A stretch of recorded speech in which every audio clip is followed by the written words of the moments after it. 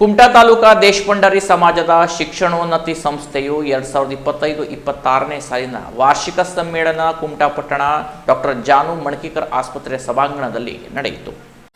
ಕುಮಟಾ ಪಟ್ಟಣದ ಡಾಕ್ಟರ್ ಜಾನು ಮಣಕೀಕರ್ ಆಸ್ಪತ್ರೆಯ ಸಭಾಂಗಣದಲ್ಲಿ ನಡೆದ ತಾಲೂಕಾ ದೇಶಭಂಡಾರಿ ಸಮಾಜದ ಶಿಕ್ಷಣೋನ್ನತಿ ಸಂಸ್ಥೆಯ 2025-26ನೇ ಸಾಲಿನ ವಾರ್ಷಿಕ ಸಮ್ಮೇಳನವನ್ನು ಉದ್ಘಾಟಿಸಿ ಮಾತನಾಡಿದ ಕೊಂಕಣ ಎಜುಕೇಷನ್ ಟ್ರಸ್ಟ್ನ ಶೈಕ್ಷಣಿಕ ಸಲಹೆಗಾರ RH ದೇಶಭಂಡಾರಿ ಅವರು, ಶಿಷ್ಯವೇತನ ಪಡೆದ ವಿದ್ಯಾರ್ಥಿಗಳು ಅರ್ಥಪೂರ್ಣ ಸಾರ್ಥಕ ಜೀವನ ನಡೆಸುವ ಜೊತೆಗೆ ಮುಂದೆ ನೀವು ಸಹ ಸಮಾಜಕ್ಕೆ ಉಪಕಾರ ಮಾಡುವ ಮೂಲಕ ಸಮಾಜದ ಋಣ ತೀರಿಸಬೇಕೆಂದು ವಿದ್ಯಾರ್ಥಿಗಳಿಗೆ ಕರೆ ನೀಡಿದರು.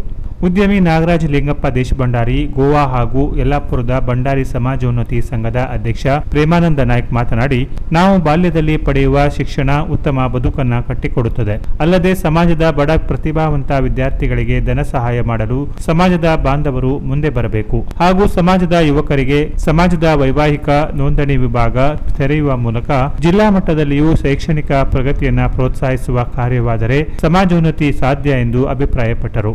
ಶ್ರೀಯಾ ಪ್ರಶಾಂತ್ ಮಣಕೀಕರ್ ಮಾತನಾಡಿ, ಸಮಾಜದ ಯುವಕರು ಸಮಾಜಕ್ಕಾಗಿ ಮುಂದೆ ಬರುವ ಪಣ ತೊಡಬೇಕು ಎಂದರು.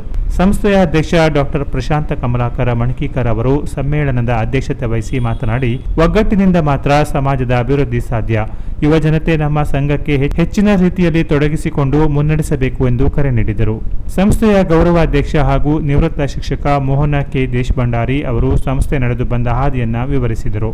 ಈ ಸಂದರ್ಭದಲ್ಲಿ ಸಮಾಜದ ಬಡ ಹಾಗೂ ಪ್ರತಿಭಾನ್ವಿತ ವಿದ್ಯಾರ್ಥಿಗಳಿಗೆ ಶಿಷ್ಯ ವೇತನವನ್ನು ವಿತರಿಸಲಾಯಿತು. ಅಲ್ಲದೆ ಶಿಕ್ಷಣ ಮತ್ತು ಸಾಮಾಜಿಕ ಕ್ಷೇತ್ರದಲ್ಲಿ ಉತ್ತಮ ಕಾರ್ಯ ಮಾಡಿದ ನಿವೃತ್ತ ಪ್ರೌಢಶಾಲಾ ಮುಖ್ಯೋಪಾಧ್ಯಾಯ ದಯಾನಂದ ನಾಗೇಂದ್ರ ಭಂಡಾರಿ ಹೊಳೆಗದ್ದೆ ಹಾಗೂ 80 ವಸಂತಗಳನ್ನು ಪೂರೈಸಿದ ಸಂಸ್ಥೆಯ ಸಕ್ರಿಯ ಕಾರ್ಯಕರ್ತ ಮೋಹನ ಕೆ ದೇಶಭಂಡಾರಿ ಇವರನ್ನು ಸನ್ಮಾನಿಸಲಾಯಿತು. ಸಂಸ್ಥೆಯ ಡಿ.ವಿ. ಕೇಶವ್ ಪ್ರಾರ್ಥಿಸಿದರು.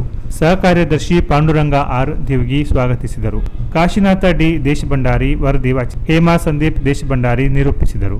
ಉಪಾಧ್ಯಕ್ಷ ರಾಘವೇಂದ್ರ ಆರ್. ದೇಶಭಂಡಾರಿ ವಂದಿಸಿದರು. ಸಂಸ್ಥೆಯ ಪದಾಧಿಕಾರಿಗಳು ಹಾಗೂ ಅನೇಕ ಸಮಾಜ ಬಾಂಧವರು ಸಹಕರಿಸಿದರು. Canara plus news, Kumta.